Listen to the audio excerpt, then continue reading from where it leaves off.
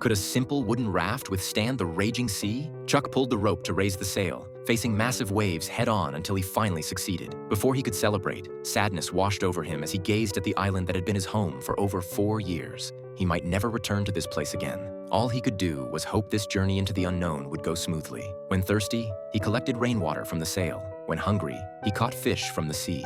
He survived hunger and cold, but then faced a massive storm. The sail was torn away by the wind, forcing Chuck to desperately cling to the raft as he endured the violent waves. By the next day, even his last friend, the volleyball, had left him. Chuck swam dangerously far trying to retrieve it, but his strength gradually failed. He could only watch as his friend drifted away. This was his first time crying since being stranded. Losing his friend felt like losing his emotional anchor. Chuck tossed aside his paddle and lay on the raft waiting to die. After drifting at sea for who knows how long, a ship finally appeared. God had finally shown him mercy. Back at FedEx, his former company, everyone threw him a grand welcome party. But all he wanted was to see his girlfriend, Kelly. A man walked directly toward him, his former dentist, now Kelly's husband. Chuck stood frozen in shock. The hope he had clung to for 4 years was shattered. Could he accept this cruel reality? The feast before him highlighted how different his worlds were. In the modern world, food was just a finger's movement away. A lighter could instantly create fire. Things that came so easily now seemed incredibly precious to him. That night, unable to sleep and still unable to let go of Kelly,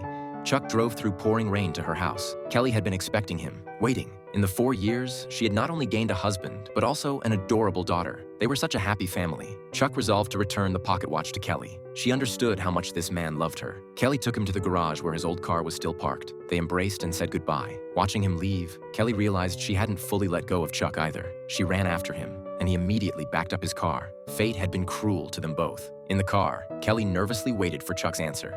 You have to go home.